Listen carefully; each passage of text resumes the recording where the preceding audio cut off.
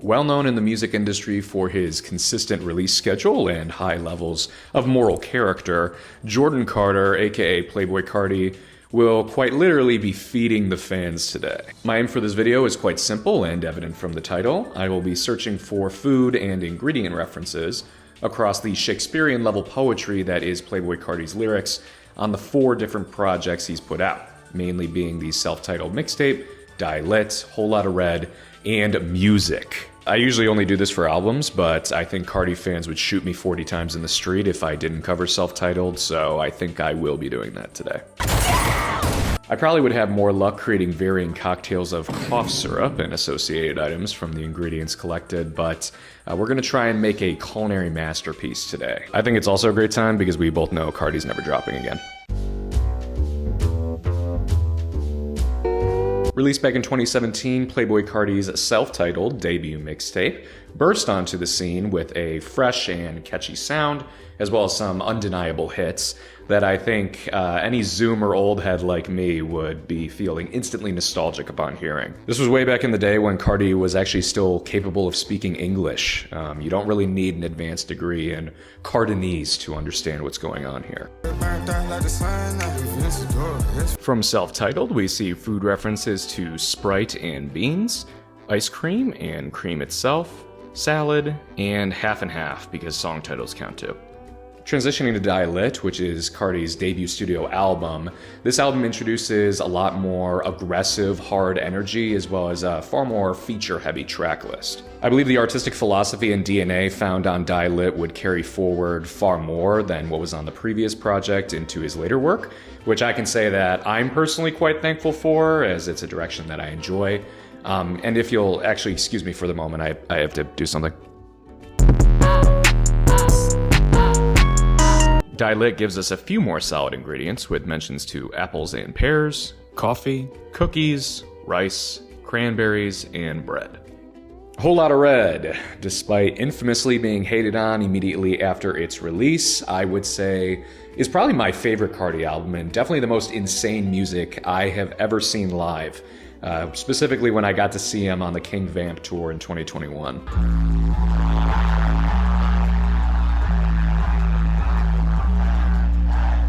Despite my palpable affinity for this album, I would still have to say that Carti is only my second favorite gay vampire, obviously because the first is Mavis from Hotel Transylvania. Whole Lotta Red gives us the most references to food, providing pie, mushrooms, cake, herbs, oranges and melons, key limes, a red liquid, which I'm gonna say is just wine and definitely not cough syrup, Ruth's Chris Steakhouse, Bloody Mary cocktails, syrup, and bananas. Coming in as possibly the worst titled album of all time, right up there with the level of effort for the album art for Kanye West's Donda. Music, Carti's latest project, has really only been out for a few weeks at the time of this video being recorded. I could definitely talk about the music or the general reception a little bit more for this project, but I feel I'd be doing you a personal disservice if I didn't direct your attention to the very substantive and intellectual conversations taking place on the Playboi Carti subreddit, clearly evidence we are living in the best timeline. Rounding out our Carti food lyrics, music gives us fresh references to nuts, iced tea, jelly, the Benihana Japanese restaurant chain, Hennessy, ramen noodles, and finally soda.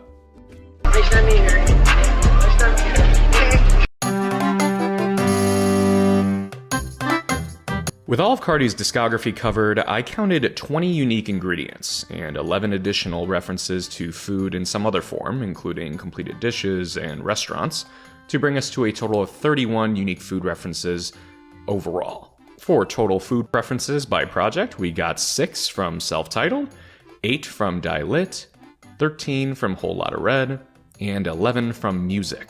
Subtracting the 4 unique references on Carti's self-titled mixtape to keep our rankings by studio albums only, Playboi Carti ends up at 27 references, putting him in second to last place, only narrowly edging out Frank Ocean, of course, with each food reference total being collected at their time the entry was recorded. If you've been paying attention for any trends in the ingredients that we've collected, you may have noticed that we have a startling amount of fruit available to us. And I think it would be kind of a cop-out for me just to make like a smoothie or a, I don't know, fruit salad or something like that. So I'm gonna try and stretch a little bit, make something that's a little bit more complicated and incorporate some other ingredients as well. We had a few savory components like mushrooms and rice, but those were more one-offs. We're sort of lacking in salt and any other form of protein entirely. So I turned my attention back towards the fruit and then listened through the discography once more to see if I can get any sort of inspiration. And I think I found some. So this is per a direct quote from the Genius annotation for that lyric.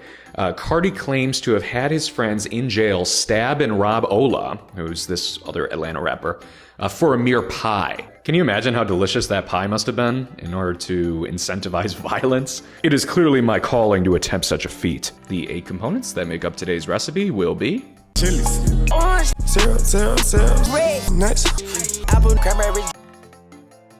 Assembled before you, I have each of the necessary ingredients I just mentioned, as well as some emergency punk monk fruit sweetener, in the case where my pie filling doesn't end up being sweet enough and I need to deploy this. If you know anything about baking pies, you may question to yourself, where are the butter and eggs? Well, the eggs don't exist, and we're going to try and get away without using them, but butter is going to be an absolute necessity that I will have to make. Since Carti himself doesn't say it, what will I do?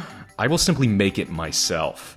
To make homemade butter, the process simply requires that I take some heavy cream and beat it senselessly with my electronic hand mixer. When you do this for a little bit, you get the treat that is whipped cream, as it makes sense, you're whipping cream, but simply going way beyond this by several stages will start to separate your butter from the liquid buttermilk, which of course will spray all over your body and your counter with a great aroma. The next step is simply straining away any of the buttermilk and washing any additional buttermilk off of the butter itself so that it preserves a little bit better.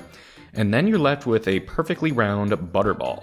Since I don't have conventional flour, I will be using nuts to gain almond flour and combine this with some maple syrup and some of our homemade butter for sweetness and binding into a sort of dough. The dough produced is extremely crumbly and Play-Doh-like, so I will press this into my 8x8 glass baking dish as evenly as I can while forming the excess dough up to the sides to form a mock crust. I'm going to pop this in the oven for definitely a little bit longer than last time to try and ensure the crust has darkened and achieved some form of crispiness. To begin our pie filling, I will start by coring and then roughly chopping up some apples to later stew with our mixture of Snoop Dogg wine, the juice of a whole orange, an entire container of jelly cranberry sauce, and some orange marmalade or jelly. I want this mixture to evenly set as a sweet and fruity pie filling, so I want to simmer off the alcohol from the wine and get as chunky of a mix as possible. As this mixture was working, I was able to remove my baked pie crust from the oven, which at this point is looking nicely crisped up and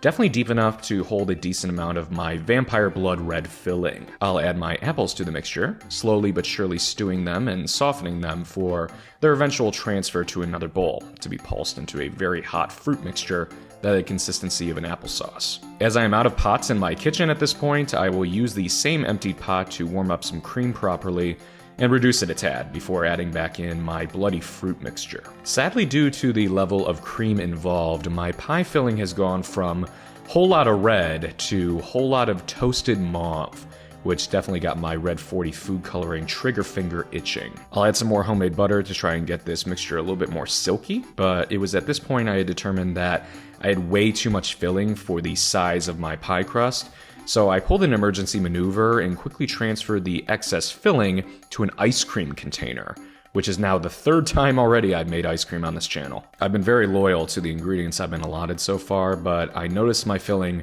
was just still too liquidy and definitely not going to set, so I determined I needed to add an unnamed homemade thickening agent. Don't worry about what it is. All that's left to do now is pour my filling into my crust and let it set overnight to get that perfect consistency.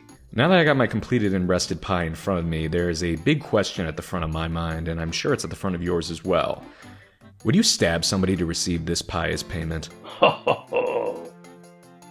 No. See, now that was a trick question because we both know that you and I don't stab people for pies. But even if we did, I don't think that this would be enough to suffice, unfortunately.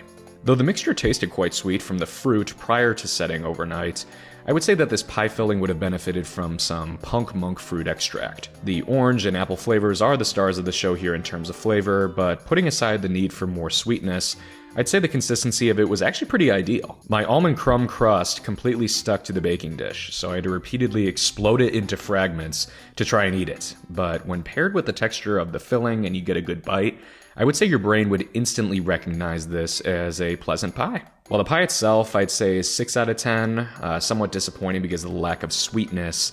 The ice cream I made with the same mixture somehow had stronger wine flavor and stronger flavor overall. So I would say that was around a 7 or maybe a 7.5 out of 10. Special announcement, I will be conducting my first ever official live stream this upcoming Thursday, March 27th, starting at 5 p.m., battling on the Pokemon Showdown ladder with a Playboi Carti themed team. Thank you for watching.